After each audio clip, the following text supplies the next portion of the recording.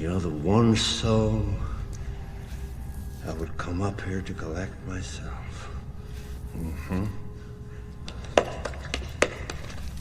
Thanks for the applause. I tell you what, I need a favor, Luke. Sonny, I've got a whole theme park full of red delights for you. Wow, that just sounds fucking wonderful. But first, this favor. I didn't think you would make the same mistake twice. I haven't made a mistake, though. Look, I know we've already got a deal, but I think now's the time to extend it. This is the season finale, so what do you reckon? You get the numbers up for me? Make it a really good ending to the season? Busy. Need a vacation. Well, I don't mean to break into your incredibly busy schedule, but fucking help me out. Well, one does what one can. Well, that sounds good to me. I'll take that. You probably know the guest today anyway. It's David Day from Horror Movie Talk. No accounting for taste, really. Bit harshly. Or is it another one of your cons? No con. So here's the deal. I entertain you on the show, and you let my soul stay on Earth. Oh, go right ahead. I've got stock. I'ma make it burn, I'ma make it burn, let's go. I'ma make it burn, I'ma make it burn, I'ma make it burn, I'ma make it burn, let's go. I'ma make it burn, I'ma make it burn. You are now listening to the You Run podcast, the only horror movie review podcast completely run and controlled by you, the listeners. You choose the movies. You score the movies. Heck, you even review the movies. This is not my podcast.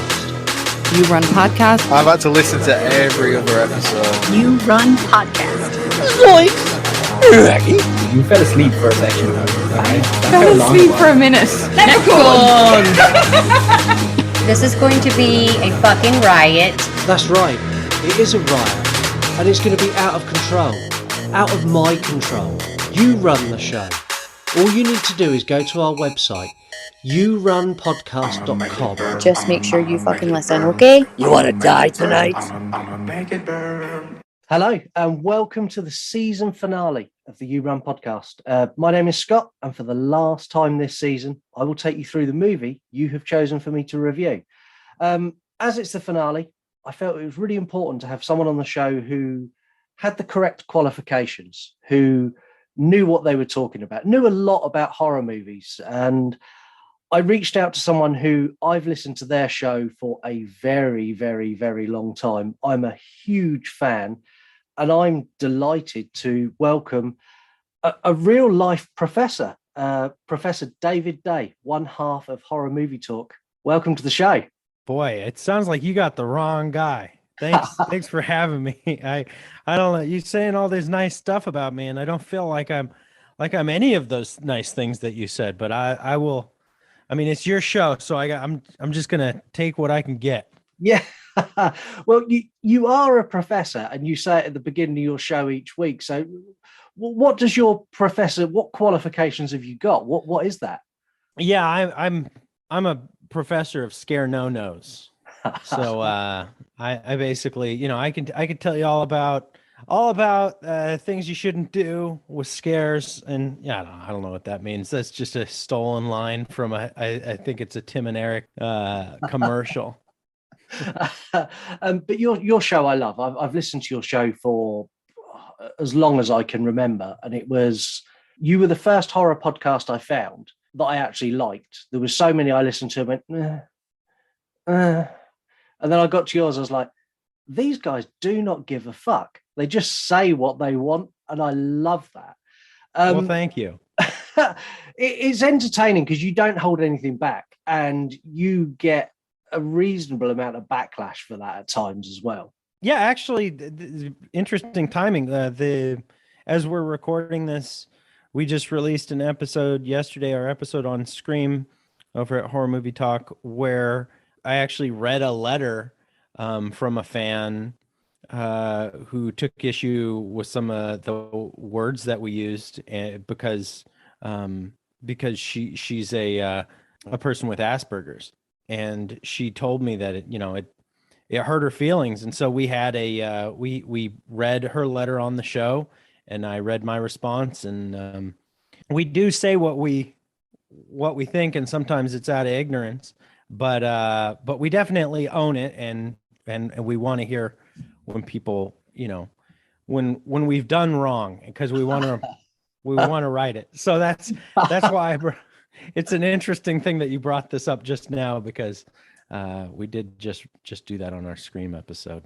Yeah, and I like that you do that. You don't hide away from anything, and then if you do upset someone, you'll address it. You won't just ignore it and go, "Oh well, never mind." It's like I've heard you numerous times with 1-star reviews. You take those, you and probably Bryce more so than you. You take that personally. We both take. I mean, it sounds like I don't. I think I take it as personally as Bryce. I mean, we're both really concerned with what people think about us, and we go to great lengths to I go to great lengths to try and hide that, so which is weird, because we play this dangerous game of kind of trying to use use risque language and stuff like that, but it's not like we're trying to use it. It's just kind of part of our dumb repertoire, kind of, it's just the words that you resort to. It's like some people just say fuck all the time, and it's the third word out of their mouth every sentence, and you go, well, don't you know anything else? And they're kind of like, yeah, sure, but it's how I know. So that's my excuse. And I think it's good. I mean, I don't know how many of my listeners have listened to your show. If they were going to come over to listen to you as well, what can they expect when they tune into Horror Movie Talk? What are they going to get? Oh yeah, I mean, the biggest piece of feedback that we seem to get, the reason that most people tell us they like the show is because they like the back and forth between Bryce and I. We're best friends, and I think I really started understanding what people meant when they said it feels like I'm with my friends. I'm listening to my friends talk about horror movies. I started understanding that when I discovered a podcast called Nightlight Horror Movie Club, with two gals out of the Carolinas, and I just got that same feeling where I was like, oh, this feels like I'm listening. It feels like I'm in a room with my friends and we're chatting about the thing that we like. Yeah. And so that's what people say the most is and so I think that's what people can expect. We're not that risque, I don't think, but that's me. So no, you have your moments, but on the whole, you're an excellent podcast. You're an excellent review show, and you're really entertaining. You entertain me week in, week out.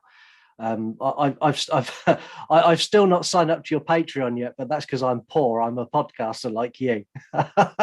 Well, hey, I get it, and listening is more than enough. I'm so happy that we can entertain. I was just talking to someone today, and they said, what do you see yourself doing in 5 years from now? I was like, really just having conversations with people. That's the most fun thing, is just talking to people. And so I'm just happy to get to talk to you today and get to come on the You Run podcast. Yeah, and I'm looking forward to it. So the movie that's been picked for us today is Constantine from 2005 with Keanu Reeves and Rachel Weisz. This movie tells the tale of a hellbound exorcist trying to buy his way back into heaven by effectively sending half demons back to hell. He's doing this all while the devil's son is trying to remake hell on earth, and with the help of twin power and an angel. I hope all the listeners are as confused as I was when I put the synopsis together for this. And here's the trailer. I've seen hell blaze through these streets. I walk between two worlds, our world and the underworld. Constantine.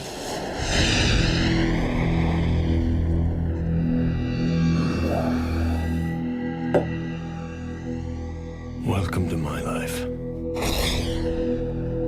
As long as I can remember, I could see things humans aren't supposed to see, things you shouldn't have to see. Into the light I command thee.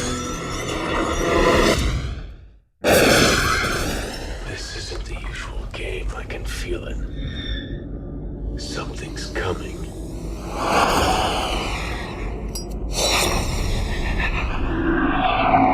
I told you that God and the devil made a wager for the souls of all mankind? I don't believe in the devil. You should. He believes in you. I need to see what you saw. You see them. They see you.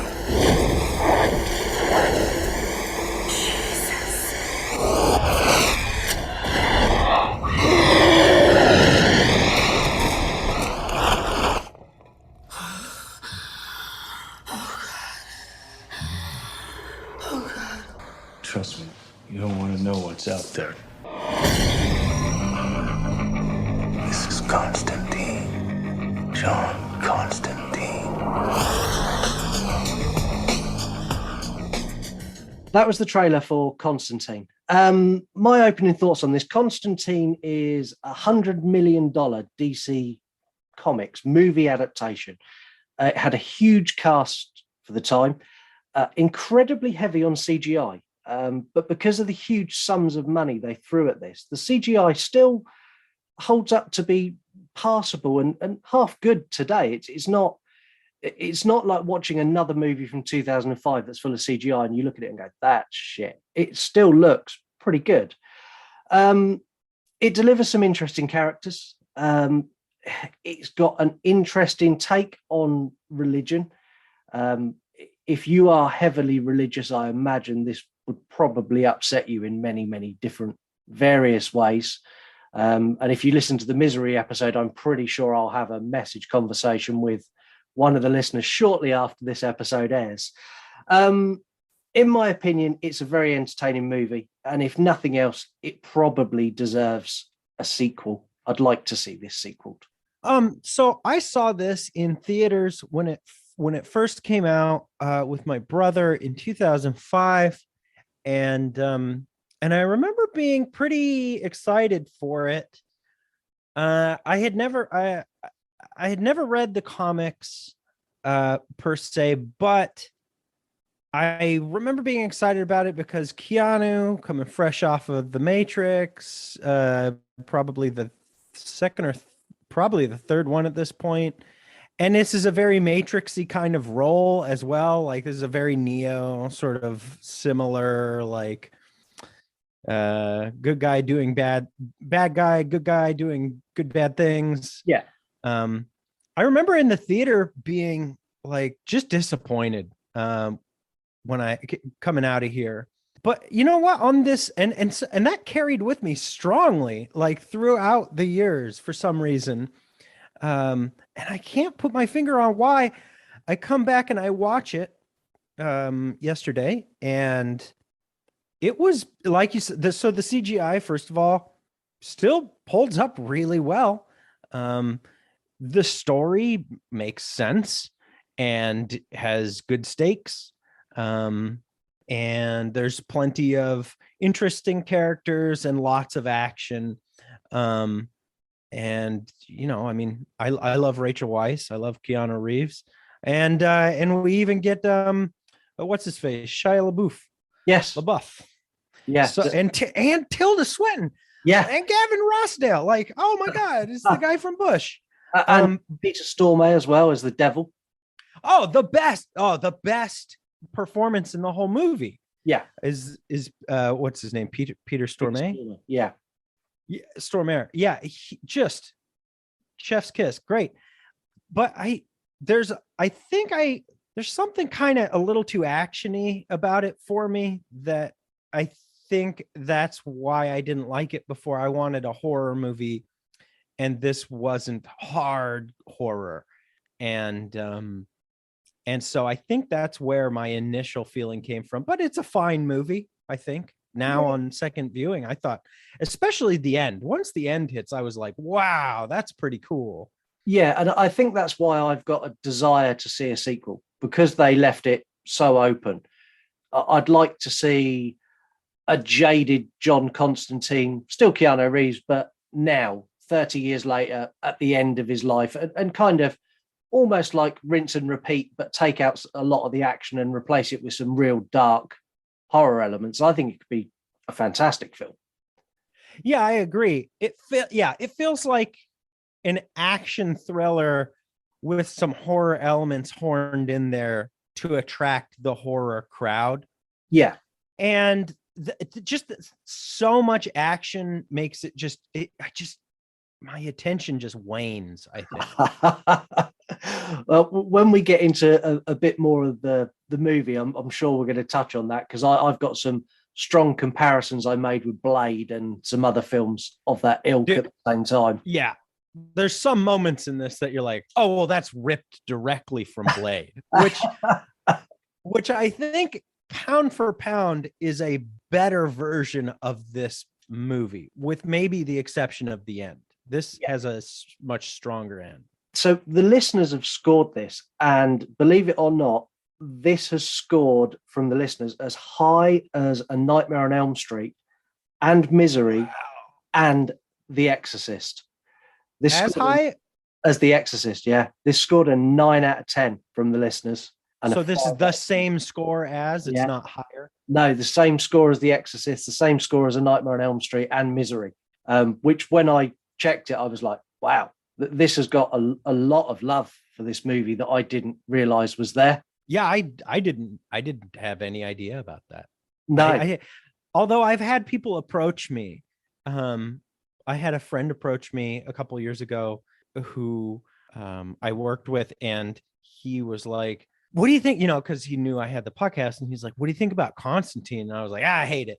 Because I just had the feeling from my initial viewing left over. I don't hate it on the second viewing. I think it's pretty good, but really, I love that movie. And I was like, what?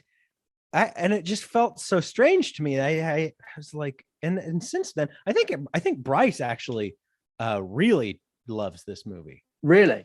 Yeah, my co-host on Horror Movie Talk. I think this is a big favorite of his. Yeah, see, there's some elements I like, and we'll get into a bit of the movie, and I'll explain them as we go along. So the opening scene to this it's pretty much a straight rip-off of The Exorcist, but on steroids. So you start in the desert with an archaeological dig, which is the same as The Exorcist. They use the same kind of panning shots. But then when the guy finds the evil spear, and we know it's evil because it's wrapped in a Nazi flag, it has to be evil.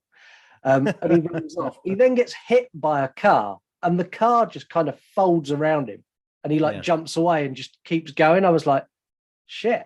And I remember watching that first time and going, I did, because when the car hit him, I was like, he's dead. Yeah, I like the little nod to. There used to be there was a time in the 80s and 90s where you could just put a swastika on things and have it be evil, and that's enough. And I don't think that anything's changed really. I mean, you can still kind of do that, but they did it so frequently. But it does kind of harken to that Wolfenstein, thing of like, the Nazis were into some weird shit, man. They were into the supernatural. And I love the way they do this. They do it, as you say, in the 90s a lot. They'll find something and there'll be a swastika stamped on it and a bit of ominous music, and you go, that's evil. That I don't need anyone to tell me, but I know that's evil. And they never do it the other way. It's never the thing wrapped in the Nazi flag never saves the day. It's always the evil things they had. Yeah. No collecting of nice artifacts for the Nazis. No. After we have that opening scene, we meet John Constantine for the first time. And I love the fact that this is not like every other superhero movie. It's not an origin story. We're not finding out how he found all his powers. We're getting someone who is pretty much at the end of his arc of his story. He's a heavy chain smoker. He's jaded to the world. He's got no patience. And you don't get that in these type of movies. You always get how they become and how they wanted to be this one. And he's like, I fucking hate my job. I just want to have a cigarette. I'm in drag to this exorcism. What's going on? Yeah, I think Constantine as a character from the comic books was always the underdog kind of. If I'm not mistaken, this is Garth Ennis wrote or came up with the character of Constantine. And I could be wrong, but no, he didn't come up with the character of Constantine. He came up with what's it called, the Hellblazer. Hellblazer. Yeah, but anywho, I think they've always played him as kind of an underdog, but this was 2005, so this is before kind of they got the formula down, right? You had Raimi doing Spider-Man, which started with you can't really do Spider-Man without having the how he becomes the Spider-Man. That's kind of the most important part. But this was back before they did the resurgence of Avengers and God knows what other superheroes. There's so many now, I've lost track. Yeah. But yeah, and we get that first exorcism scene, which I like. That first exorcism scene, if the whole movie had kept that tone, I think I'd have liked it. There's some cheesy elements in there, but the demon trying to burst through and then the demon in the mirror and how he kicks it out, I thought was great. I love that. Yeah, that was all really they have a lot of interesting choices and themes going on, and the mirror to pull the demon out into the mirror, and then we got to break the mirror. The little like constantly critiquing thing side of me goes, that mirror got stuck on the window. You know, they were like, we got to get it out of the window, we got to push it out, and it got stuck on the window, but they kept pushing it like but if they just turned it sideways a little bit, it would have fit. So it's the only thing I can remember that scene, really. That was kind of exactly what I said. I'm sat there watching it going, turn the mirror. Yeah, I know. That's, for some reason, that happens to me on every movie. I go, oh, do this or do that. Why didn't they do it this way? And then I sound like a jerk. The thing is, though, put in that situation, I probably wouldn't turn the mirror either. I probably wouldn't want to go near the mirror. That's a really good point. The stakes were very high. There was a demon in the mirror. Like, we just need to get rid of this thing. We're pushing as hard as we can. Boss.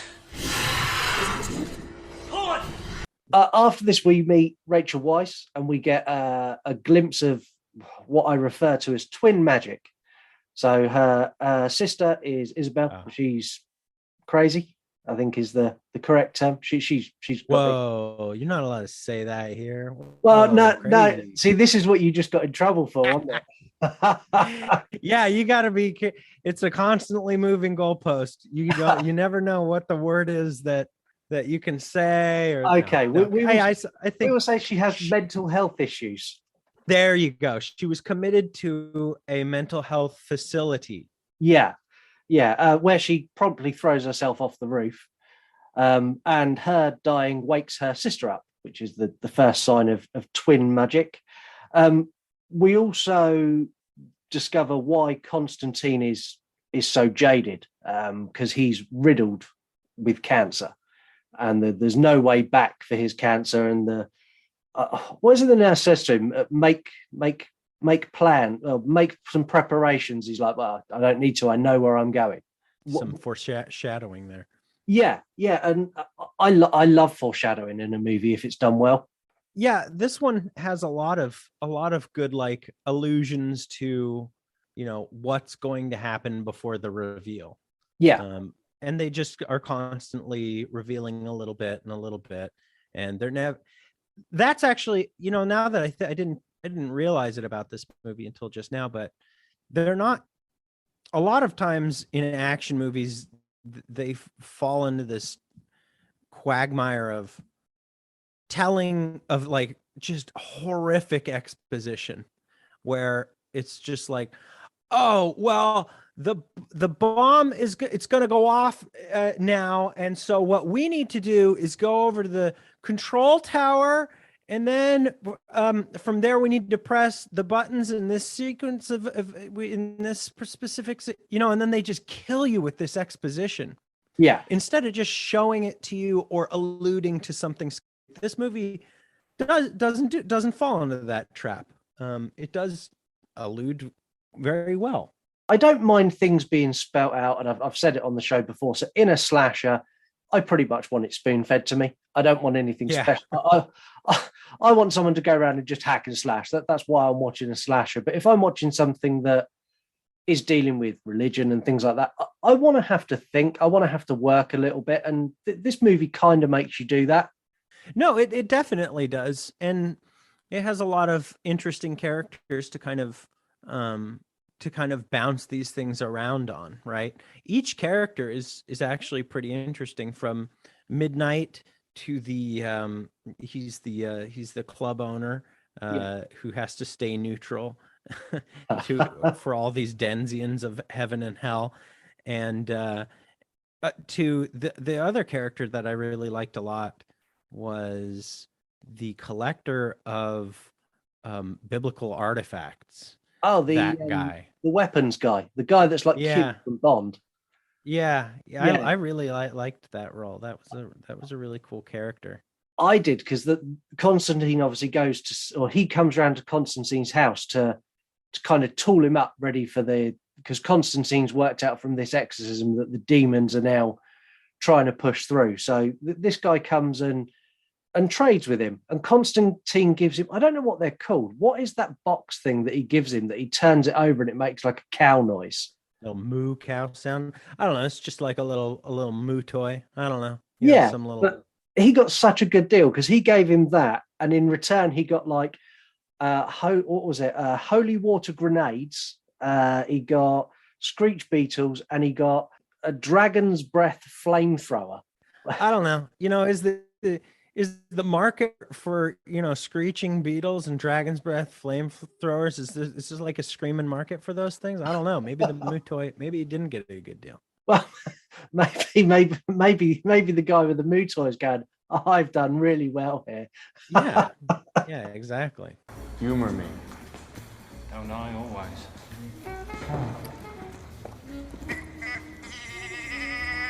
Oh, much obliged. Thank you.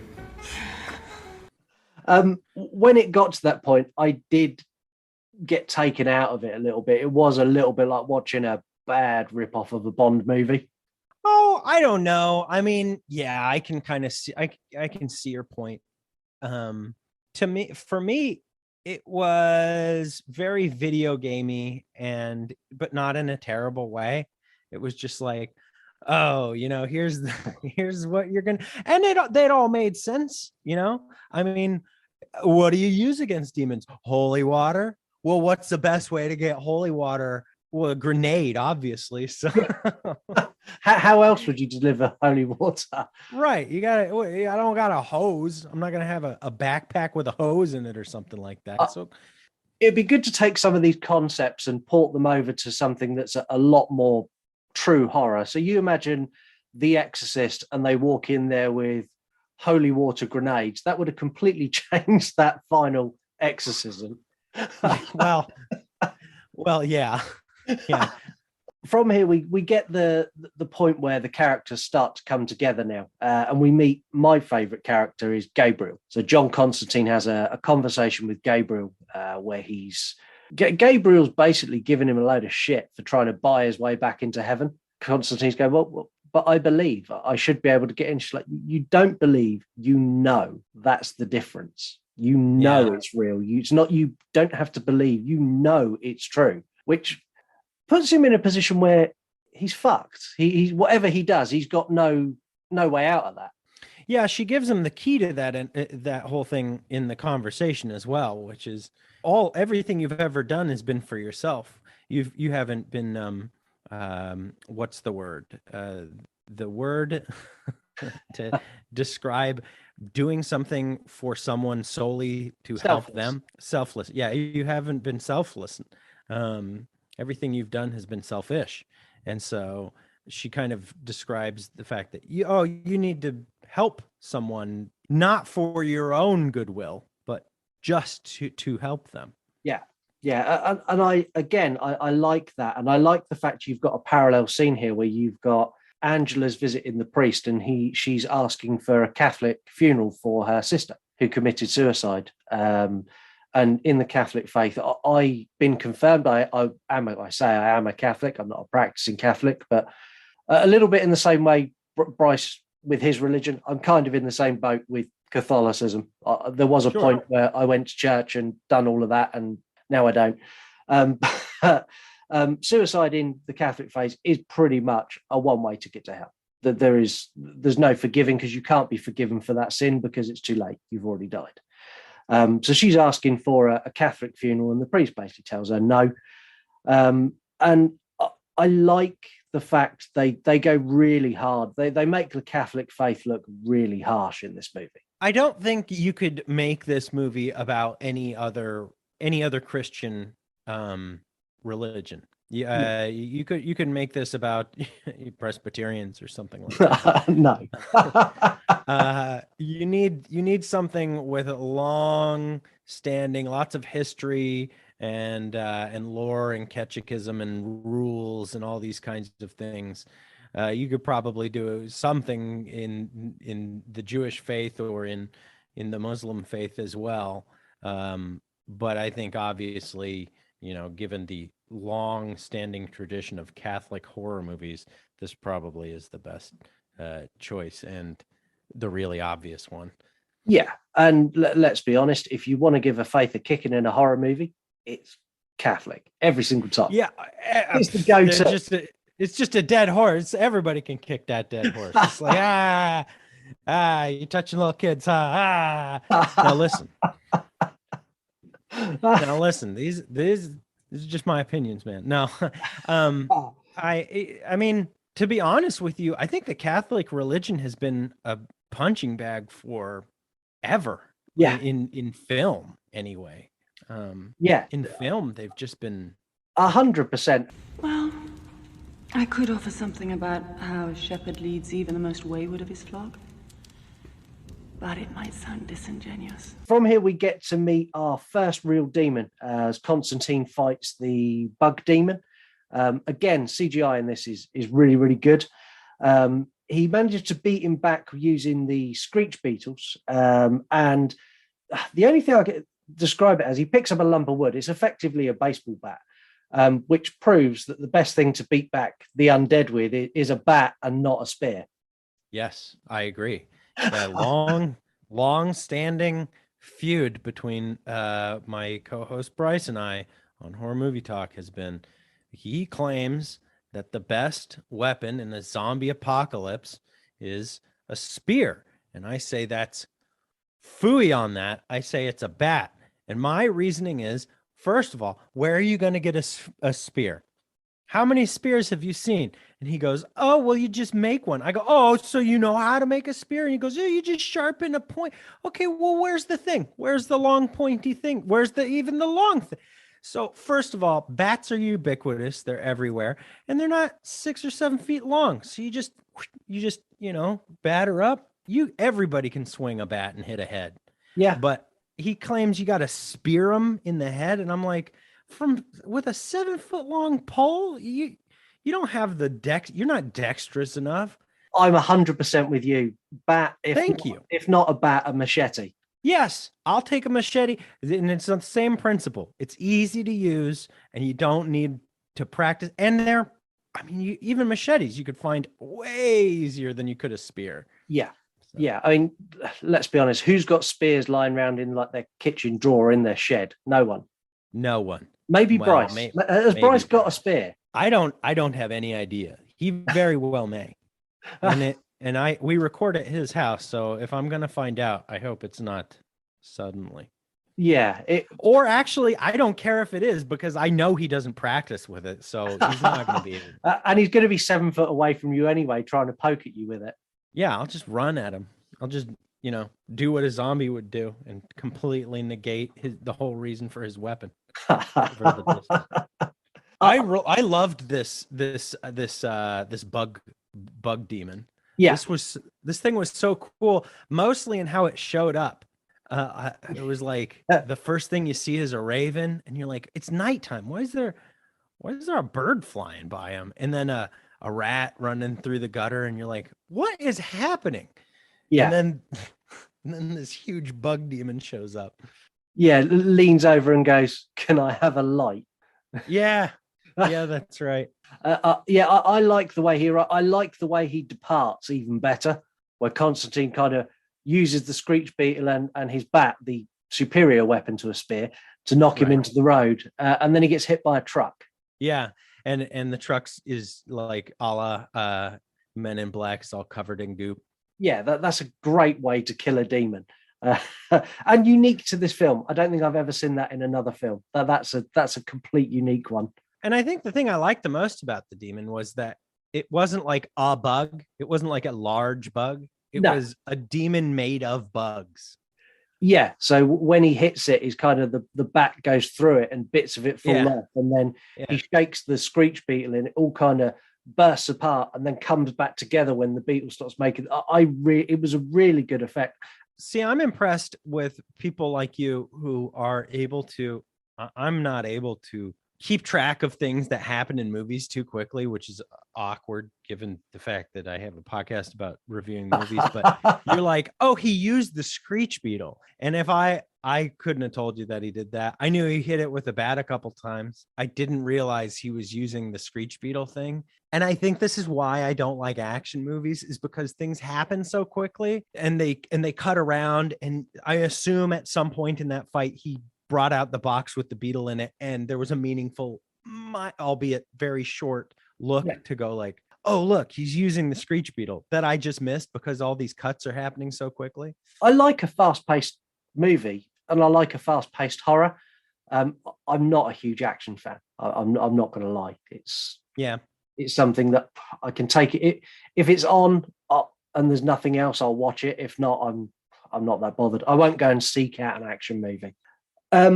Papa Midnight is an incredible character in this. I love his. It's like a sex den. Yeah, his nightclub. Very strange. So I don't know if you got the same take as I did. So my take from this is angels and demons can go into his club. They don't fight each other and they can pretty much do whatever the hell they want when they're in there. Yeah, it's like a bar full of lawyers. It's a bunch of, who knows if they're good or bad, but I do know they're taking my money at the end of the day and they're laughing about it at the bar. Well, you say they're taking money. I was going to question this because Papa Midnight is effectively a nightclub. So he makes his money on his drinks and they've got angels in there turning water into wine. So is he like just selling water at a really extortionate rate for them to turn it into wine themselves? There's probably a market that they're into that we can't know or appreciate, right? Drinking, not a big deal.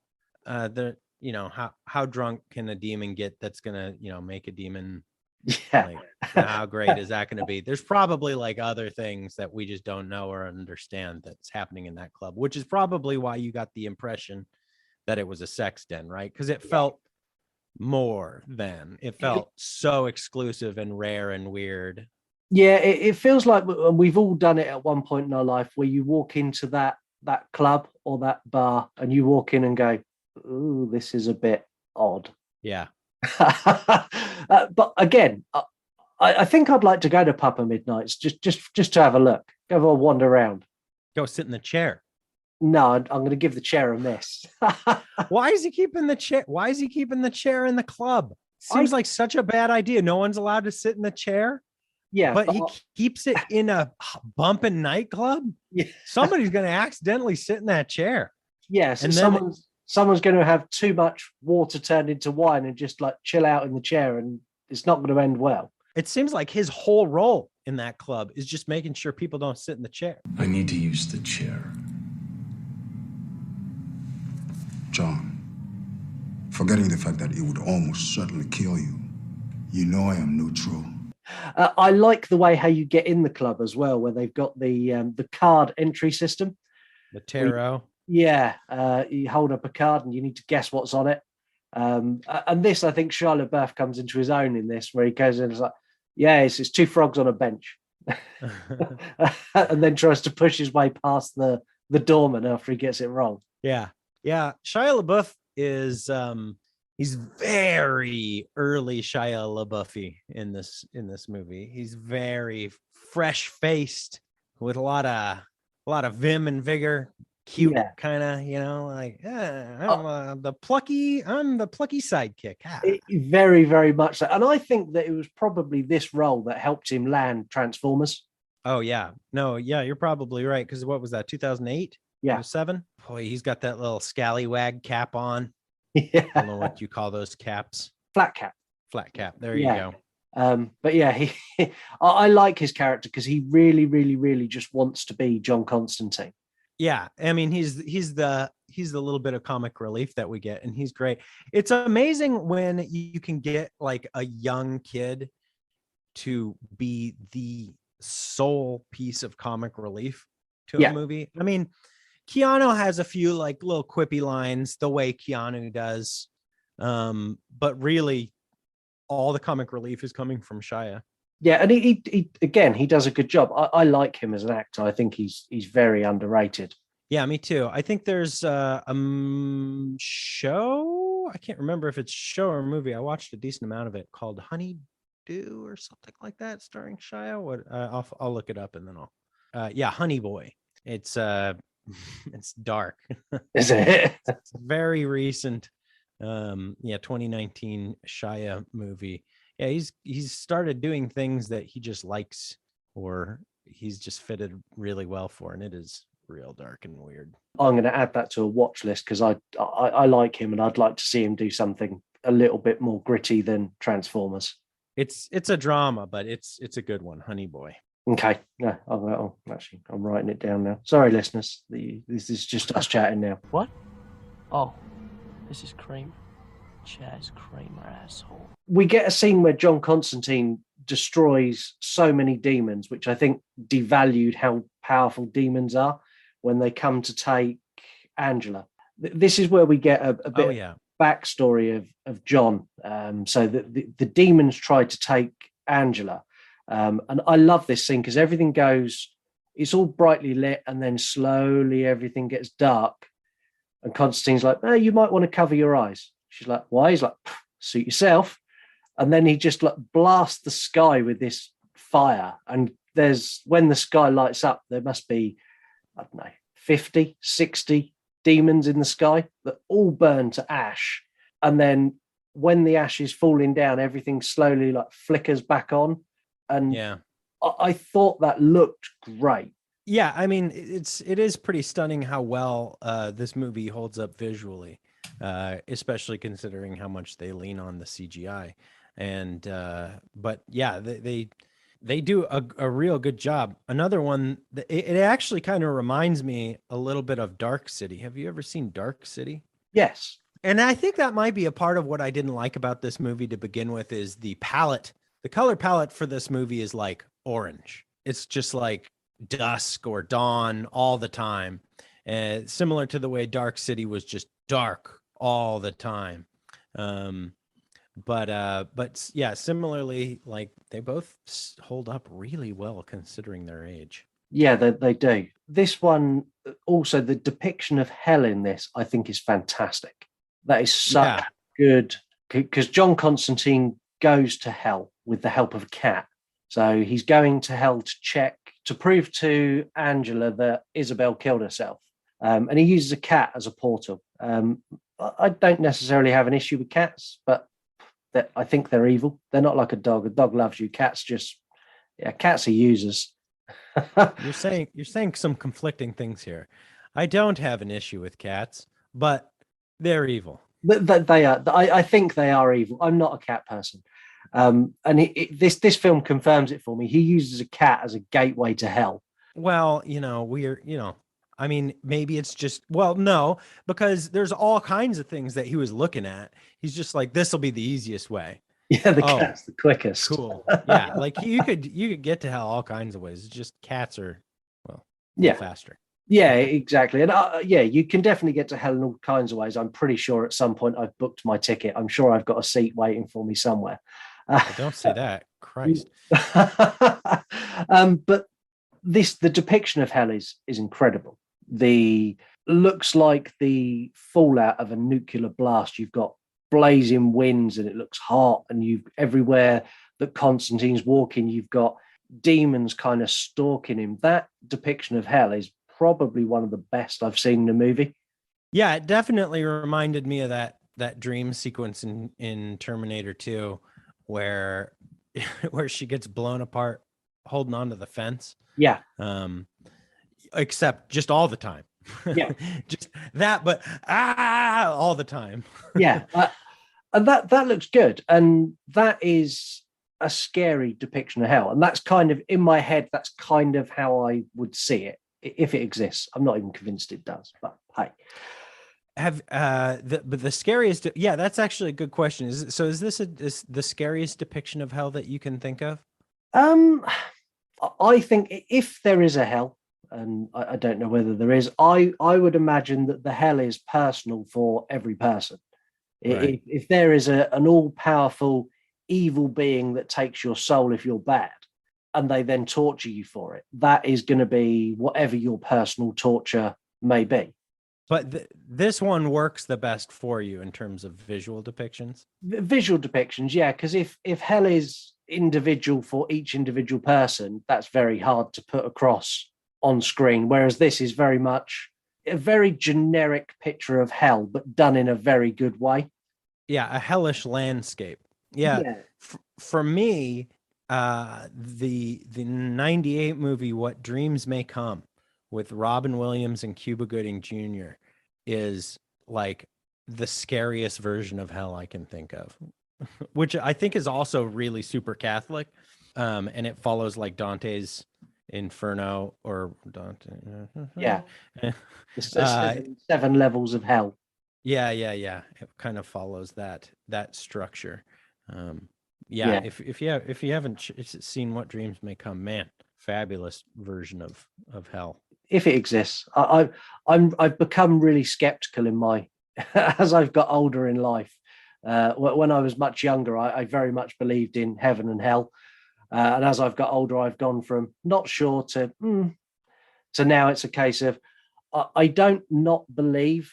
I believe enough that it's possible, but I would not say that I would say it's real, if that makes sense.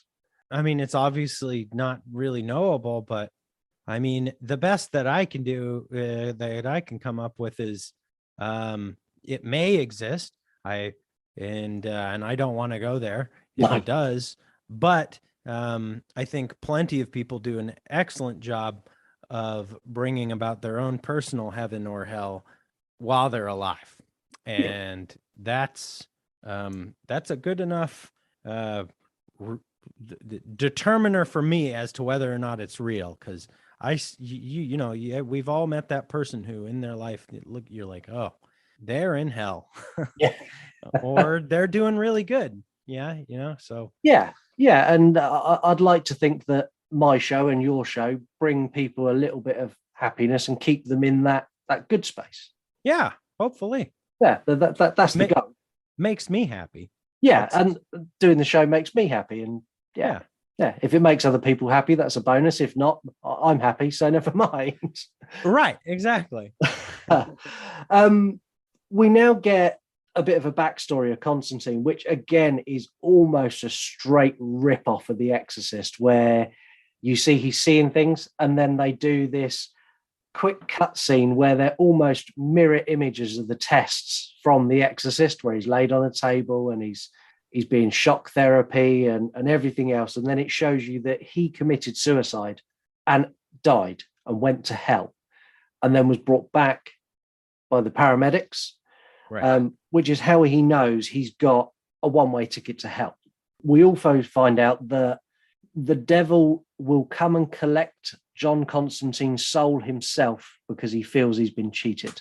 Which not only because he feels he's been cheated, but because Constantine has done so much to smite the devil in returning to life, right? So Constantine gets back to life and he's like, well, I don't want to go there. So his whole life has been devoted to like squelching demons on earth. Yeah. So he's been spitting in the face of the devil ever since. Word is, you're on your way down. Fresh meat.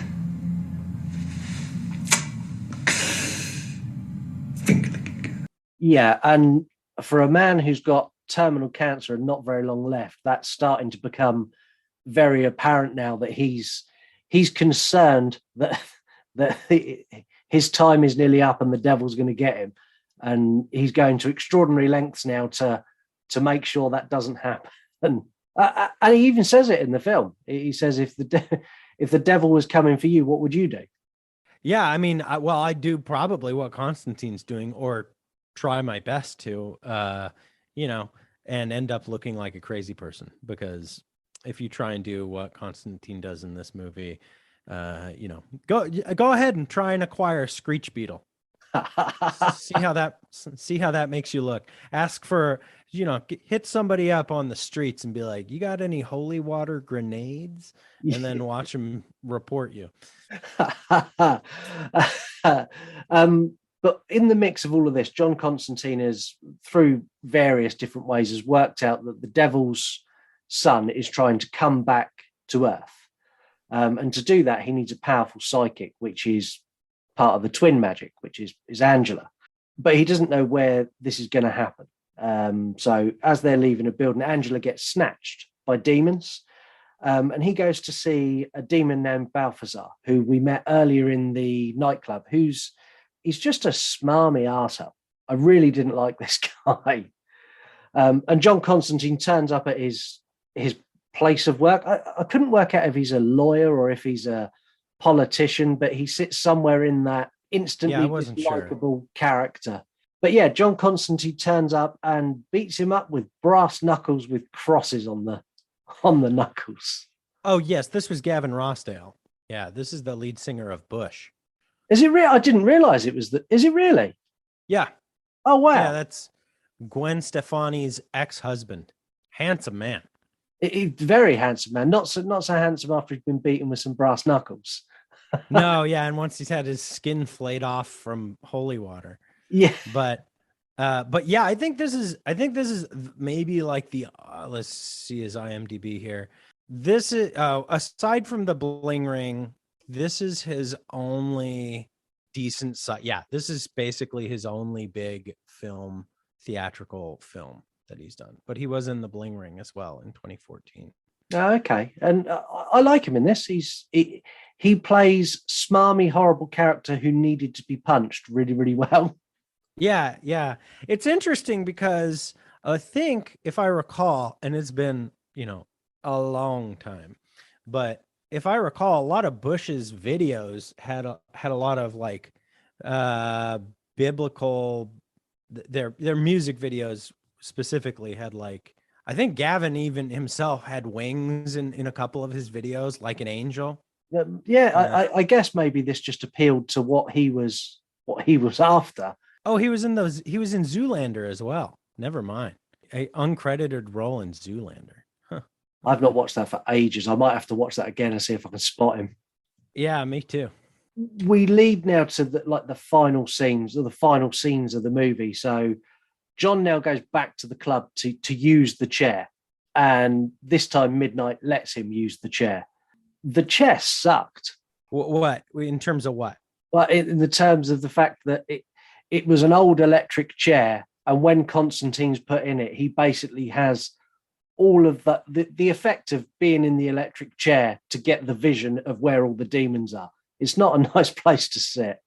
Okay, I see what you mean. I thought you were like, I don't like this chair in particular because it was just an electric chair and not something more grand. Yeah. But no, yeah. I mean, in terms of like every PI, every private investigator in the entire world would kill to get their hands on this chair, because it can give you answers. It can just tell you exactly what happened to anyone. Carte blanche. Yeah, you just need to have cold water tipped on your feet. You can even be transported into. Didn't he kind of like go through hell, of in that chair? Yeah, so he kind of sucked through hell, and then while going through hell, managed to gather all the information he needed to where Angela's been taken and where the demons are and where the devil's son is going to be. So yeah, it's a cool chair. It'd be really good to do it like just before the lottery. Yeah.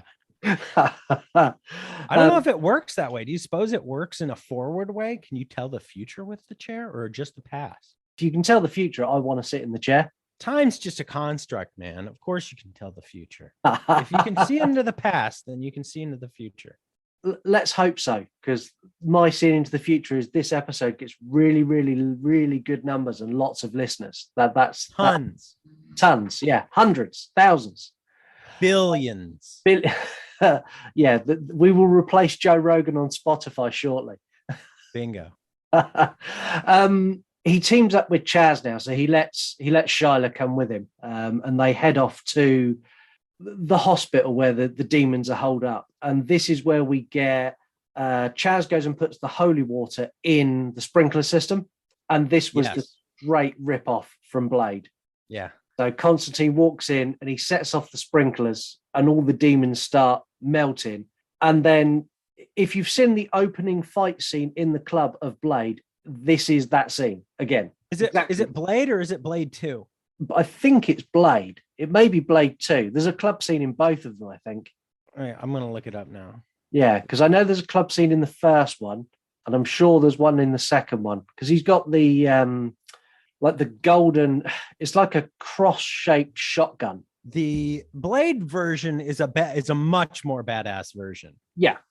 Because it's blood sprinklers. They put blood in the sprinkler system, and at like vampire rave, they send a bunch of, it's the original Blade. Yeah. It's not Blade 2. All the vampires go wild for that. And then Blade turns up and takes out an entire club of vampires.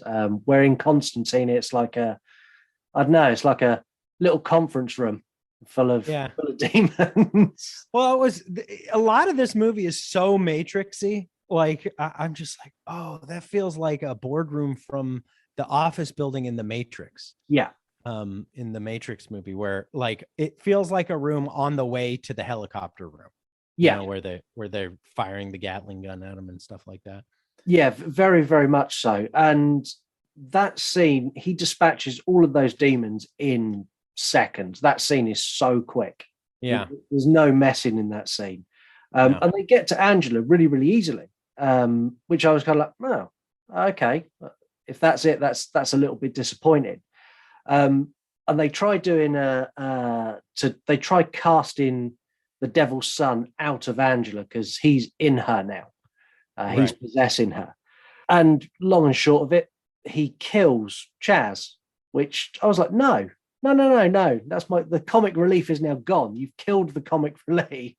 And John Constantine is at a loss. So he does that thing with his arms where he like bangs his arms together and like, commands his enemy into the light. And that's where we get Gabriel again. And Gabriel's revealed as the angel who's helping the devil's son. And she kicks his ass really quick. Yeah. Sends him. She's an angel. Yeah. And they do a really good job of showing that she's really strong without making a big thing of it. So like when she puts her foot on his face and she like gently moves her foot to the side and his head like snaps to the side and then snaps the other way. And they made her look incredibly powerful. Yeah, after she's got rid of him, she's now got the evil Nazi spear, and she's going to stab Angela to bring about the devil's son, to bring the devil. But it's not just a Nazi spear. This was the spear that was used to kill Jesus Christ. Yes, it was a spear of destiny. Right, and the reason they say that in order to bring about the birth of the devil's son, you need the whatever killed God's son. Yeah, and you need divine help as well. So that's why they need the angel.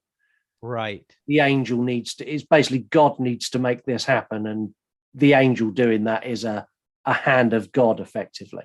Right. John Constantine has a plan. I'm not fully sold on his plan, but he slits his wrists. Right. He's like, well, it didn't work the first time, but maybe this time. Yeah. Yeah, I don't know if at this point he had a plan or he'd given up. I mean, the plan came together in terms of saving the entire world from the devil's son, who's like the devil, but worse. Yeah. The way it's explained in this movie is like, you've heard of the devil, but have you heard of the ultra devil? It's like, oh, fuck, I don't want the ultra devil. That's exactly how it's sold. But then we get the devil because Constantine dies and the devil comes to collect. And oh my God, the devil is so good. He stops time.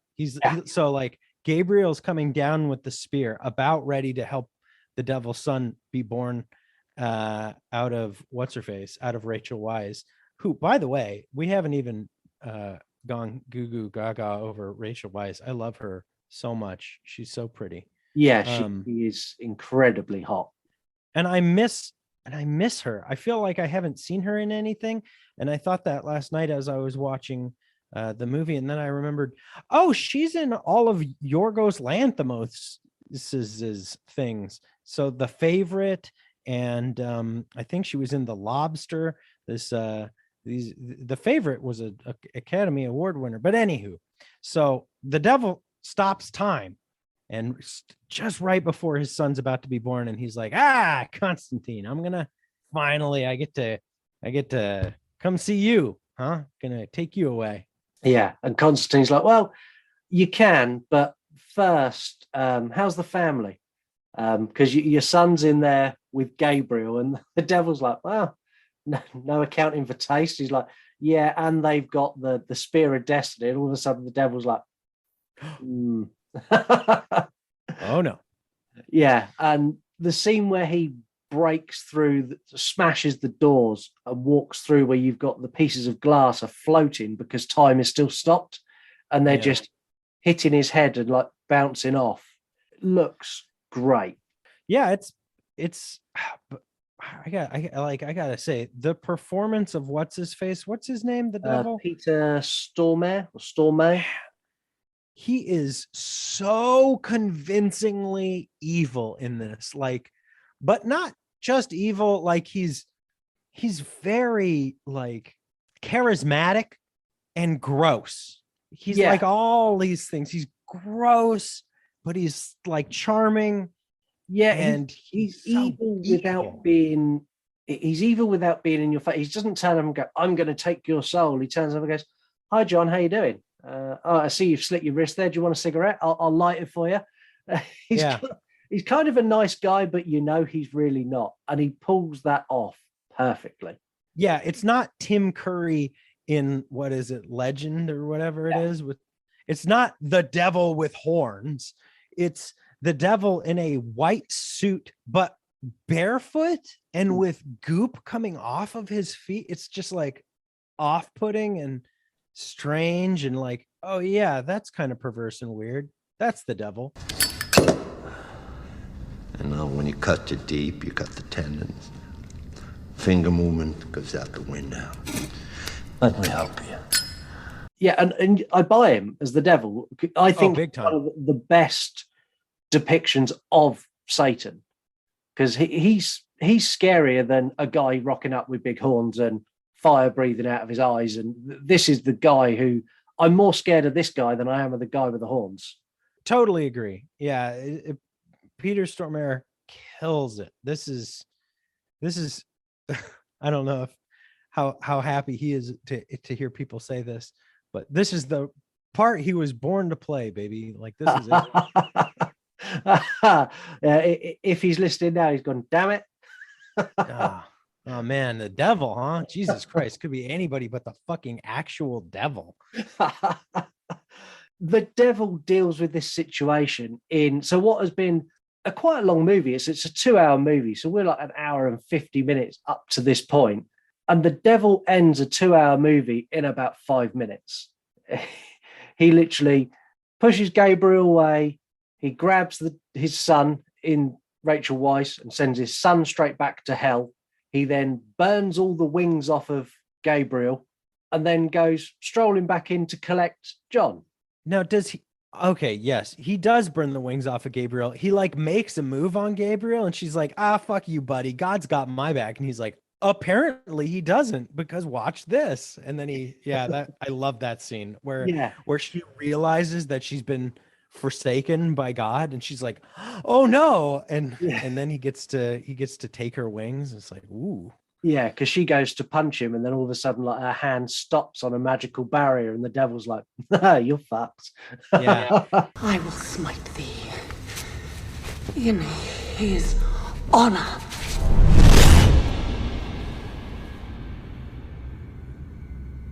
Looks like somebody doesn't have your back anymore. And then he goes back in to collect John. And he goes to drag John across the floor. But before he does that, he says to John, well, look, kind of, you've done me a favor now. What do you want? An extension? And John's like, so begrudging. Yeah, it's like, you've done me a favor, so I kind of feel obliged. What do you want? More time on Earth? And John's like, no, I'm good to go now. But can you free Angela's sister, Isabel, from hell, please? And the devil goes, yeah, okay, done. And then he tries to take him away, and the ground just holds on to Constantine. He's like dragging him and ripping up all the tiles. And Constantine starts to drift up to heaven. This is a great one because you kind of realize it's going to happen as it's happening, but it doesn't take anything away from it. You're like, he did it. He figured out a way. And he didn't figure it out. That he figured it out by not figuring it out, by finally just doing the right thing for the sake of the right. And the devil took umbrage to that and then decided to reach into his chest and remove his cancer and give him an extension on Earth. That is what happened. I was unsure. I was like, what the fuck is he pulling out of these sacs around his? I was like, is that maybe his lungs? How is he living without lungs now? Yeah, no, cancer he removed. And then my other question is, okay, so Keanu gave Angela's sister heaven when she should have been in hell for what the Catholic Church deems is a hell-worthy offense. Yeah. And apparently, since she was in hell, it is a hell-worthy offense. So how's God feeling about this? Like this is a breach of the rules. Like, we don't, like, she committed suicide. She doesn't just get to go to heaven now just because he wished it, just because the devil said. Yeah, I don't know. I think it's, I'm not quite sure. That's a big loophole there. It's a big loophole, and I'm all about it because if we can figure out the loopholes of getting into heaven, then hey, doors open, boys. You know. But the devil saved Constantine's life, gives him an extension to prove that he's now worthy of heaven. Constantine gives the spear to Angela and tells her to go and hide it, which kills any chance of any romantic connection because they now can't see each other, because he's not allowed to know where the spear is. And then the movie ends, or I thought it did. I sat there and I was writing up my notes, and there is did you catch the post-credit scene? No. Wow, this is post-credit scene from 2005. Yeah, I didn't realize it was there, and I only caught it by chance. So I was sat writing notes and doing other bits, and all of a sudden there was noise, and I kind of looked up, and Constantine visits Chaz's grave. And he puts his lighter on top of Chaz's grave. And as he turns around, Chaz is on the gravestone with full angel wings, like Gabriel-style angel wings. And as Constantine turns around, he shoots up into the sky. Dang. So they set up a sequel here. Well, funny you should mention that. I'm on a Screen Rant blog right now that says everything we need to know about Constantine 2. Really? Keanu Reeves' Constantine could be getting a sequel. Here's everything we know about Constantine 2's development, release date, and cast. So, hey, they redid Matrix, and it looks like they're shooting for summer of 2024. Ooh, so it is getting a sequel. So that's good. Hopefully, maybe. Yeah, hopefully. It's got to be better than the new Matrix movie they just released, because that was rubbish. Oh man, I can't wait to see super old Shia LaBeouf as an angel. And super old Keanu Reeves. Dude gets to ruin his lungs into cancer 2 times in one lifetime. And Keanu Reeves is actually a smoker as well. Oh, is he? Yeah. So he is a big, or still a big smoker now. So yeah, I imagine he'll have no issue with going back and playing a character that he can walk around set with a fag in his hand. That's super impressive considering how youthful he still looks, all things considered. Yeah, if you go and do a Google search, there's loads of photos of the first Matrix and the latest one where he sat like next to his trailer, just having a cigarette in between takes. Which to do the things he does physically and then go and sit and smoke 20 fags is quite impressive. Some people just got it in their genes, man. They're just impenetrable. Iron, made of iron. Yeah, I wish I was. Yeah, me too. I think we should do 3-word reviews. I asked you for them. I think it's time we hear them. It's this week's 3-word reviews from the listeners. 3-word reviews this week. We've had a few in. We've got one from Let's Talk Horror Channel, who said, "Sequel, please now." We just gifted you that. Congratulations. You got what you wanted. Bingo. And he's a horror podcaster like us. We've got Crypto 2187, Hell and Back. There's no information on their account at all. So no posts, no nothing. So I don't know what they do, but hello and thank you for taking part. We've got the Dark Crystal 30, bloody wicked movie. And she's a makeup artist. We've got Zeeblebrox, Needs More Shyla. What is it? Needs More Shyla Birth. Oh, Needs More Shia. I got it. Needs More Shia. True. One half of Spaceman and the Doll podcast. And the final one, as it's the finale, we've got MW Horror Reviews, who is going to be the co-host from season 5 onwards. Best DC adaptation. Best DC. Okay, it works. Yeah. Yeah, I don't know. What do you think? Is it? I don't necessarily agree with him. I'm a big fan of the original Batman. Yeah, a lot of people are gonna go Batman on this one. Yeah, Bryce likes the original in the Christian Bale series. Is that the one you're saying that with the Scarecrow?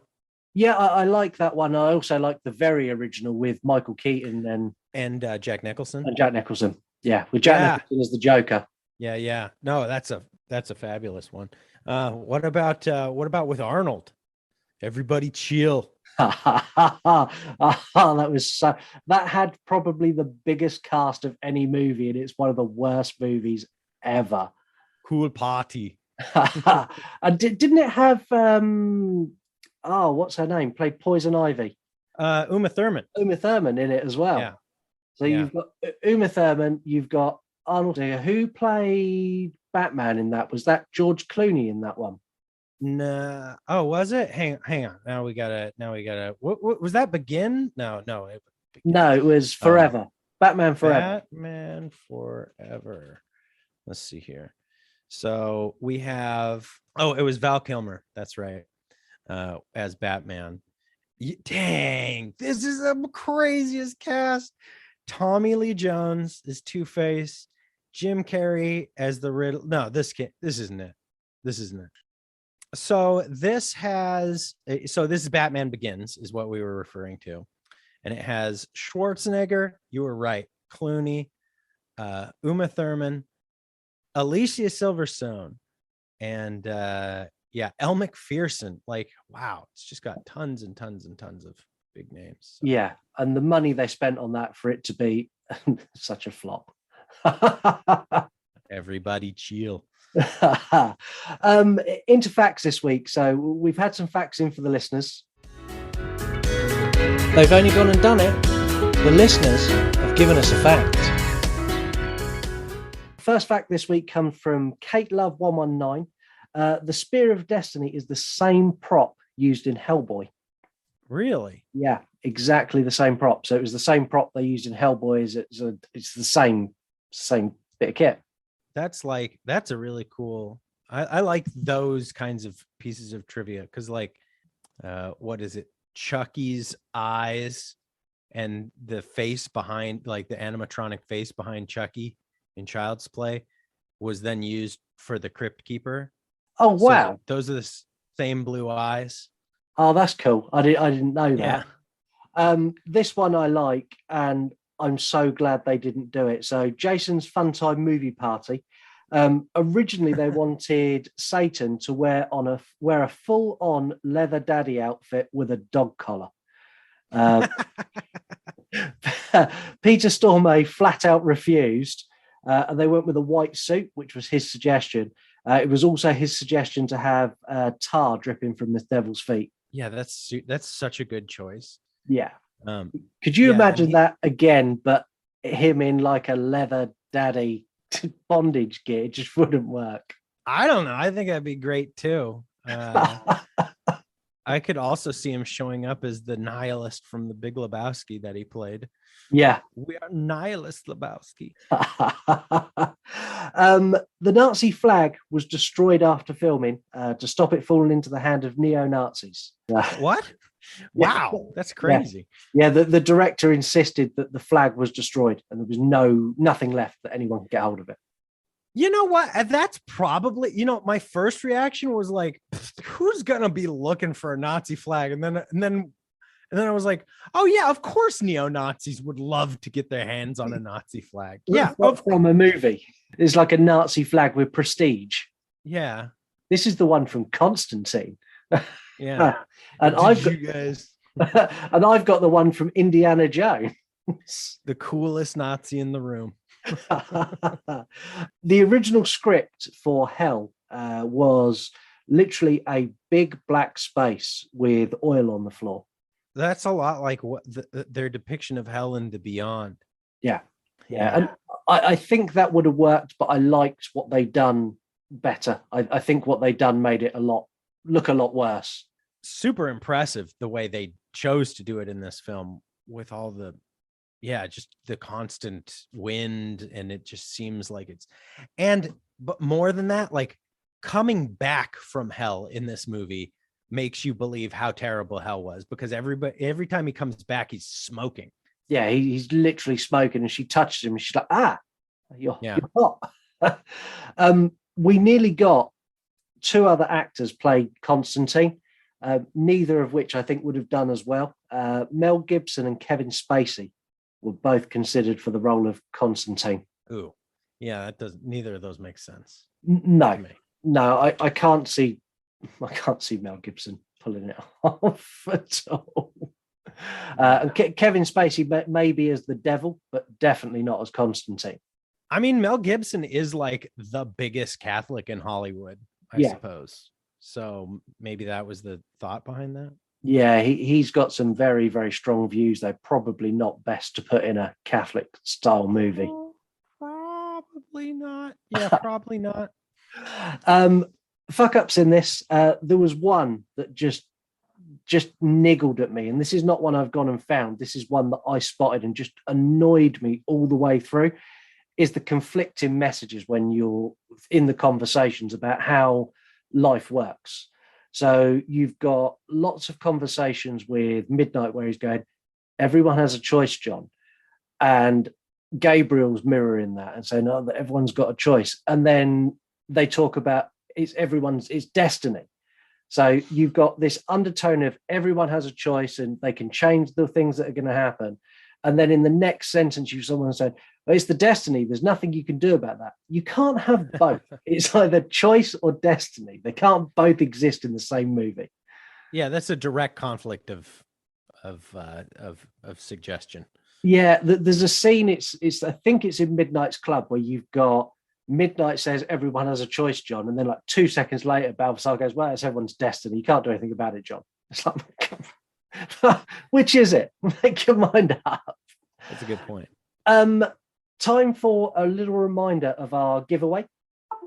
So I'm giving away a signed Misery book, or not a signed Misery, a copy of Misery with a personalized message, also a signed photograph, and thanks to my wonderful guest last week, also a signed feet pic.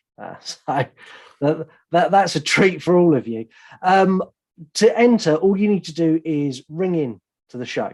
Go to yourunpodcast.com, record us a voicemail, and I will pick one of those voicemails to be the recipient of the book.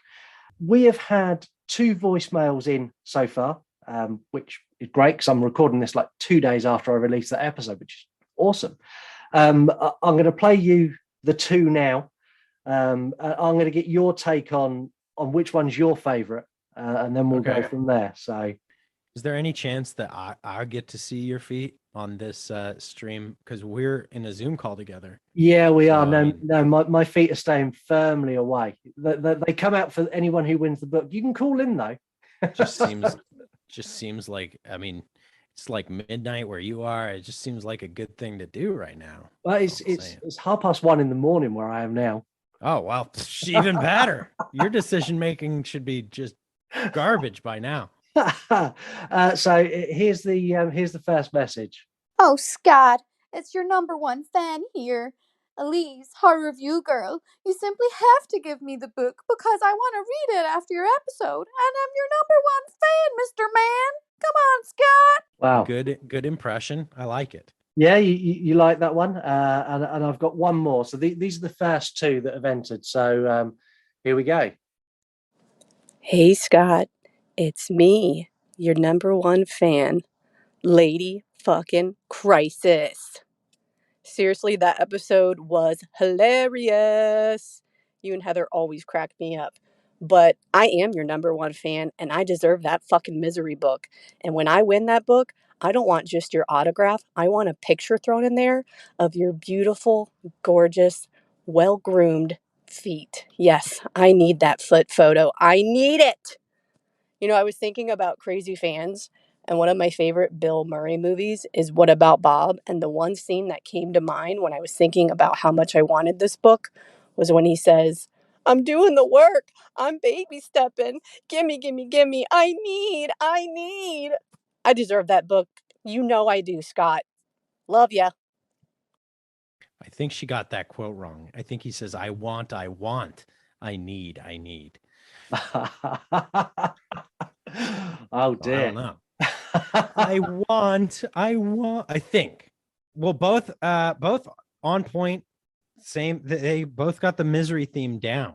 Yeah. I wonder, is anybody going to have some sort of Constantine theme with their next calls? That'd be good. Yes, some Constantine theme. So we've got quite a while before I give the book away. So this is the season finale. We've got a bonus episode, and then we're not back till middle of March time. So it'll be on the first episode back that I'm telling you who won. So there's loads of time. So Constantine thing. In fact, pick any episode this season. Do some different ones. I want to hear how crazy you can make your messages to get a book and a picture of my feet. Yeah, I'm in. You're in. Okay, so you run podcast.com, click on record us a voicemail, I'll play it on the air, and if your voicemail is the best, you get the book and my feet pick. It's now time to play a game. It's time for Save Me. Hello. Do you want to play a game? Here's Johnny. What's your favorite scary movie? We all go a little mad sometimes. Groovy. Be afraid. Be very afraid. It's all for you. They're coming to get you, Barbara. A census taker once tried to test me. Get out! Get out! Oh, shit. What? He's gone. Last Save Me of the season. All the pressure's on you. If you can get past Elise's score of 130 points, you will take the crown. If you can't, then Elise is going to win the season. There are 130 questions? No. 10 points per question. There's 15 questions. Thank God. 15 multiple choice questions. They start off very easy. They progressively get harder and harder and harder. You get 3 Save Me's throughout the quiz. Putting the porn away, and I'm concentrating on your words. Yeah, if you could stop watching granny porn, that would be great. I'm watching looking down at you porn. Women looking down. Your Save Me's for this are double points, so you will get double. So each question's worth 10 points. If you use that, you'll get 20 points. So the idea is to use that early on. You've got. Wait, so you get more points if you're using a lifeline? If you use that Not a lifeline, a save me. We've got no affiliation or any kind of link to that other show. Whatever show we're talking about. Exactly. Okay. Well, but I thought what if I don't use any of them and what about that? Do I get any bonus points for that? Well, you got to keep the rules the same from one to the other. The second one is something that sits right in your wheelhouse. So you need to give me a tagline for Constantine. If you can do that, you get to skip the question and just get the points. A tagline for Constantine. And the final save me, you get to take away 2 of the incorrect answers. You ready to give it a go? Yes. Okay. Here we go. Question number 1. Which of these horror movies does not star Keanu Reeves? Constantine, The Devil's Advocate, Bram Stoker's Dracula, or Escape Room? That would be Escape Room. That's correct. That's 10 points.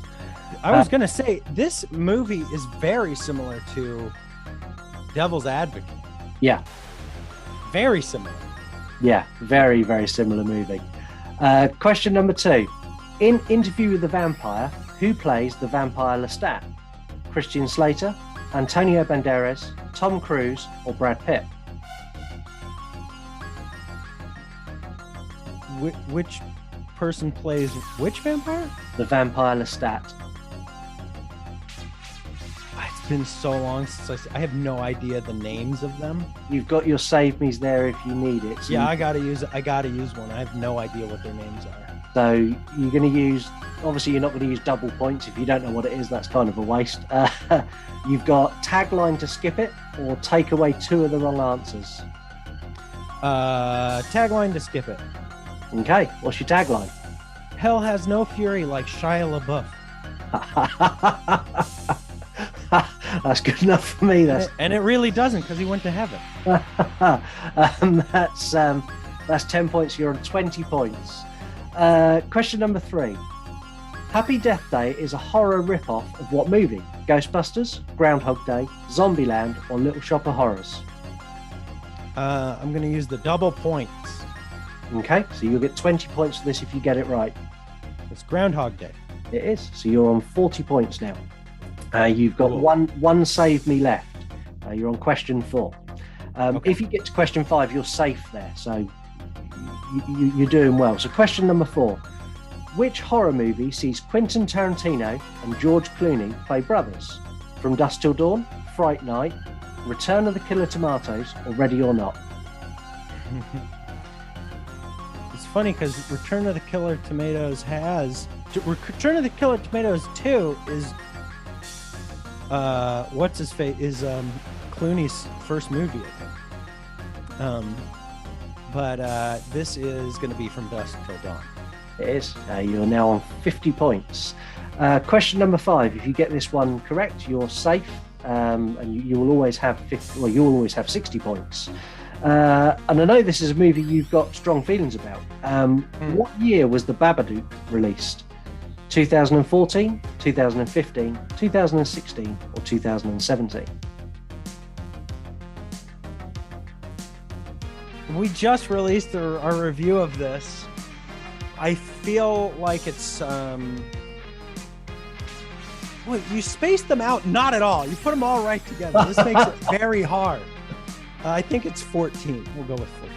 14, that's correct. You're on 60 and you're now safe. So whatever happens, you'll finish with 60 points. Which 1974 horror, this is question number 6, which 1974 horror was banned in several countries on its release?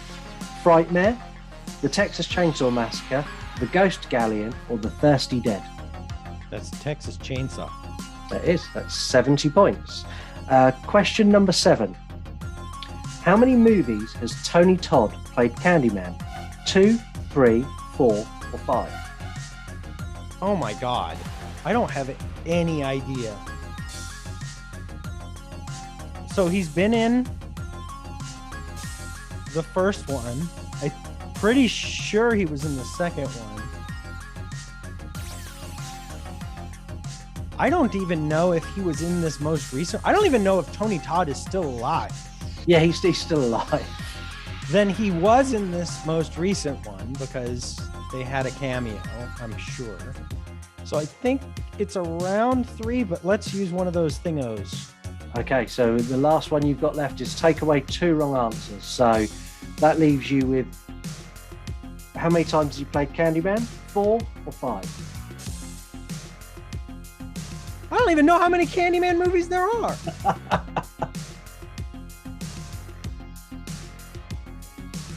Shot in the dark. I'll say 4. Correct. 80 points. He was in Candyman 1, 2, 3, and then he cameoed as Candyman in the new version of Candyman. Question number 8. Sticking with stressful.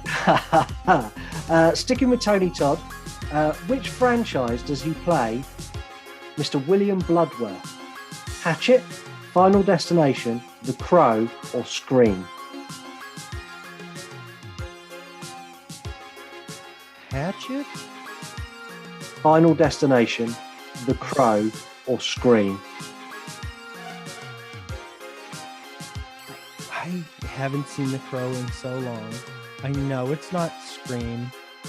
Oh gosh, I need to write this down almost. I don't think there's any. Did you say a recurring character? Yeah. Boy. Yes, I don't think it's Final Destination. It must be Hatchet, maybe? Well, you don't have to guess. If you don't want to, you can walk away with 80 points. Oh, okay. Or you can take a guess at it. So you've got, he's appeared in multiple movies. So you've got Hatchet, Final Destination, The Crow, or Scream. I'll take a stab in the dark and say Hatchet.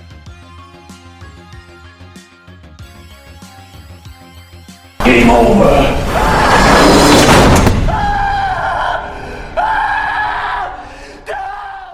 Oh, is it? Which one is it? Final Destination. No way. He played the mortician. Oh, okay. Yeah. I haven't seen. I saw the first Final Destination movie and maybe the second, and forgot them promptly, and then never returned.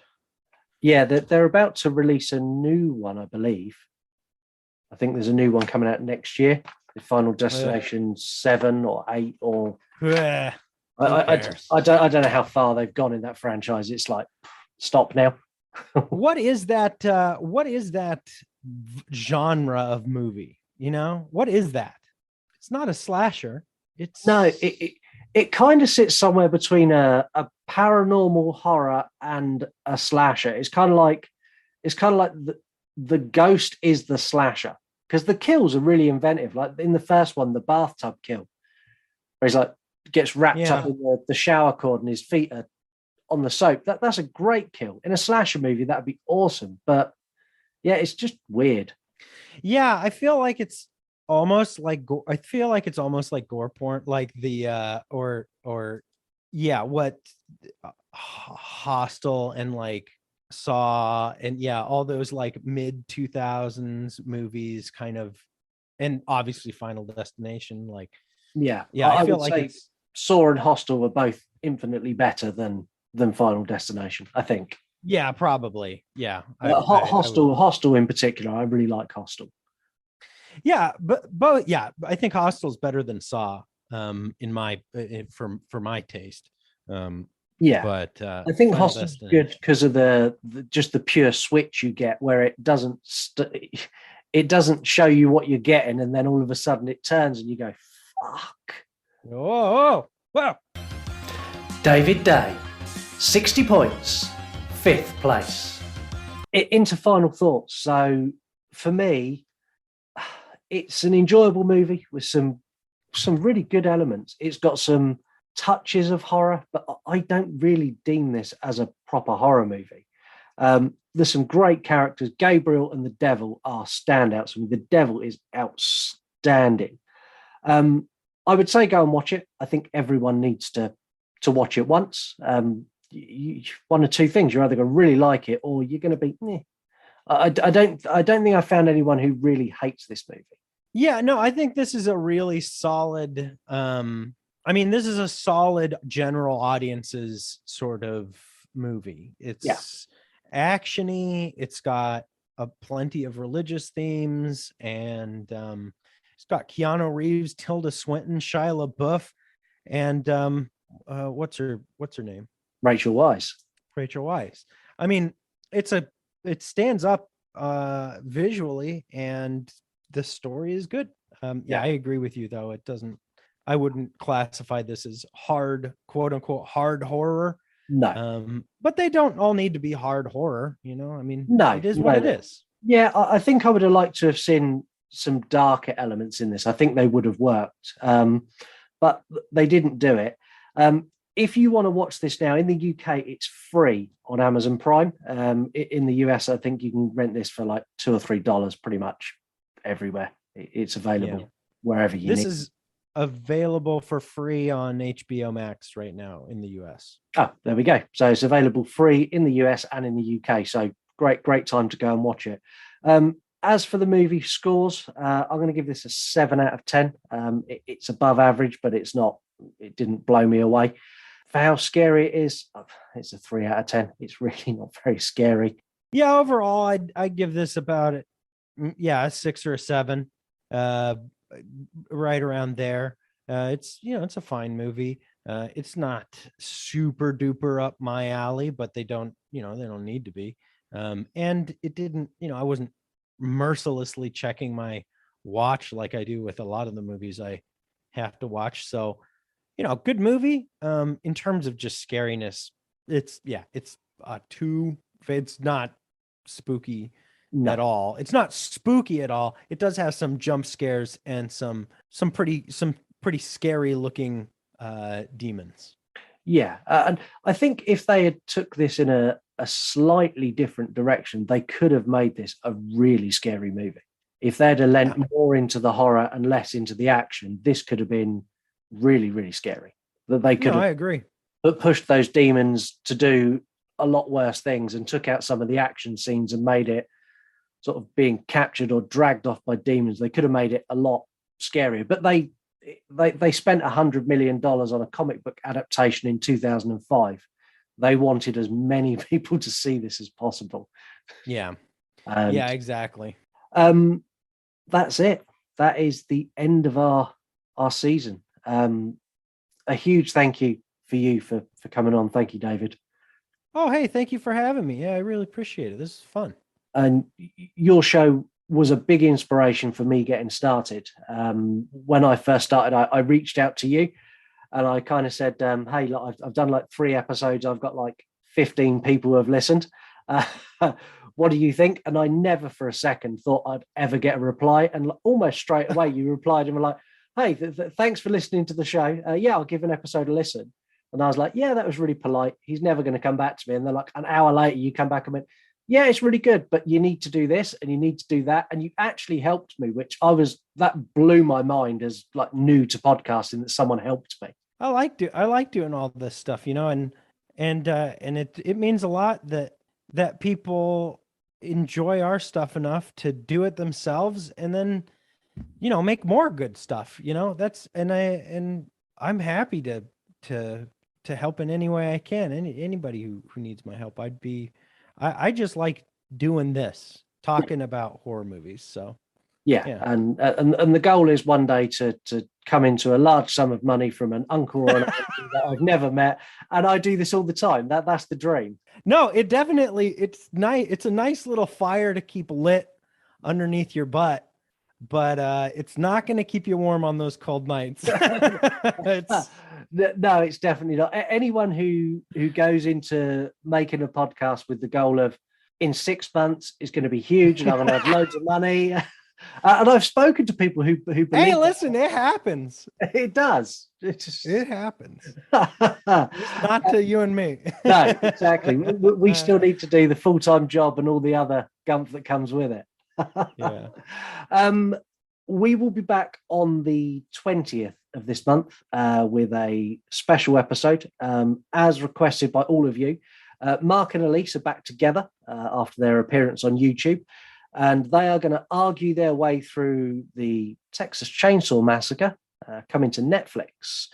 I'm holding judgment on that for now. I've seen the trailer. When does that come? When does that hit? Is that soon? Yeah, 18th it comes out on Netflix. Wow, that's so soon. Yeah. I can't believe that's happening so soon. Yeah. Have you seen the new trailer yet? Yeah.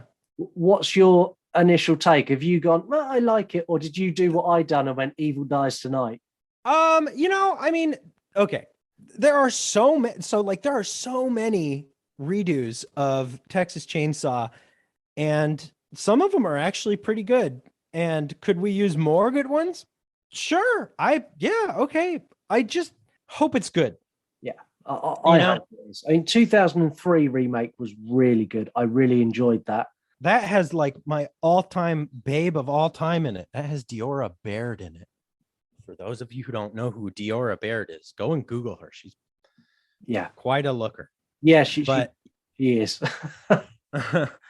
But I hope it's good. I hope they do it good. That's how it is with all of these movies. People are like, well, what do you think? Do you think it's gonna be bad? And I'm just like, I just hope it's good. Yeah, I always get, whenever they do a reboot or another sequel of something that's really old, like with Scream, I went into Scream going, please be good, please be good, please be good. And then afterwards I come, yeah, it was good. I go in with the hope that they're going to be great. And then when they're not, I kind of go, oh, well, it's almost like the bit from The Simpsons. Well, you tried. No. How's it go? He's like, the first step towards failure is trying, or something like that. Yeah, and that's kind of how I felt with Scream. I hope I don't get that with Texas Chainsaw Massacre. I want that to be good. Go and listen to Horror Movie Talk. I'm going on a break now, so now's a good time to go and check out David and Bryce and see what they do. That they will entertain you 100%. Yeah, find a link. Head on over to horrormovietalk.com, and from there you can find a link to anywhere you want to listen to us, or our social media, or all that. I also have another podcast if y'all want to listen to it, where I give advice, and you can call in to the show, and it's called Hotline, an advice podcast. And you have to type that whole title in. You have to type in Hotline and Advice Podcast, because otherwise you won't find it, because that's how small it is. I heard you were doing this on the show. How's it going? It's going really well. I have my co-host Babyface Billy, who's from New York, and we try and give advice, but really it ends up just being a lot of really crazy, demented sexual questions. Yeah, you get. I get some great callers into the show, and I love everyone who takes the time to call in. Some of your callers just crack me up. You can't understand what they're saying, and they're high. And didn't one of them sound like he died on the call at one point? Yeah. Rojo supposedly died on the subway there in New York. But and then I was listening to your last episode, and you had a bit about craziest fans. And I was just thinking about all the crazy fan. We had this one gal call into the show and explain to us how she had big tits and a tiny vagina. I was like, yes. I listened to your show enough. That was Glittercore. Yeah. She's great. She's got zingers like that all day long. And that's the reason I do. I started this for me because I wanted to do it, and I've reached a point now where it's those interactions that just make this so much fun. Oh yeah, the messages I get in and the messages I get on social media, and even the guy who, after the Misery episode went out, he messaged me, how about that feet pic now? So he's listened to the episode. I've told him no, and he's like, I'm still going to try my luck. And the same, he's got to win that. He's got to win the thing. Yeah, he's not called in. He's quite happy to message, because I message him back going, well, you can get that feet pic, but all you need to do is call into the show. That's not entirely true, Scott. If you think about it, all he needs to do is know who won the feet pic. Yeah. That's all he needs to do. Yeah, Really? and if there's a market for my feet pick, depending on who wins it, they could then sell it to The highest bidder. Yeah. highest bidder. Wow. Yeah, Interesting thoughts we come up with, huh? Yeah, I'm missing a trick here. Yeah. I mean, I've been thinking a lot about because sometimes fans reach out and they'll be like, you should have what's it called? What are these accounts called where you can take off your clothes or like shave your back on the app? OnlyFans. Yeah, you should have an OnlyFans where where you just show your nipples. And I don't care. I'll show my nipples, Yeah, I was talking with someone the other day, who's going to be my co-host, Mark. We were talking about it, and there are some people who can make $100,000 a month. I'm guessing they don't look like me, but oh, dude, listen, there's this one podcast I listen to called Your Mom's House. It's my favorite podcast, and one of the guys on there is a comedian, and he's super homely, and he's very hairy, and he has super hairy shoulders, and he's on OnlyFans. He makes like 4 figures a month shaving his shoulders for people, or like nestling his shoulder hair, like because people want it. Maybe we're doing the wrong thing. Maybe we both need to abandon the podcast and jump to OnlyFans. That's where it is. I don't have hairy shoulders. No, nor do I. Maybe we could do a podcast on OnlyFans. Would that work? That would be super cool. Oh, I think, wow, you should cut that out and we should actually do that. OnlyFans podcast. Thank you, everyone, for listening. Don't forget, go and rate us on Apple Podcasts.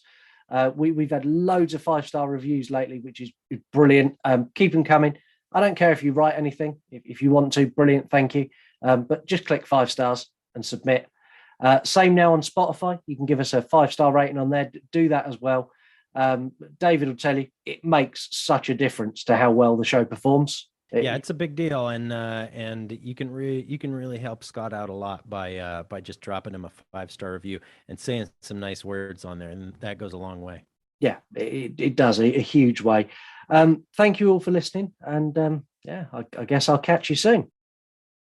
No matter how good you are at something, there's always about 1 million people better than you. Gotcha. Can't win, don't try. Put your hands up. Thank you for listening to this week's episode. Don't forget, leave us a review wherever you can and recommend us to a friend. This is the You Run podcast because you run and control the show. To get involved, head over to our website, yourunpodcast.com, where you can record us a voicemail. That voicemail I will play on the air. Use that to say whatever you want.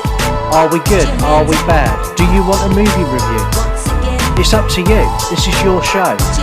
Not only that, you can get involved on all of our social medias. We're at You Run Podcast pretty much everywhere. Join in the 3-word review. Give us a fact. Ask us a question anytime, whatever it is. This is your show. This is the You Run Podcast. You want to die tonight?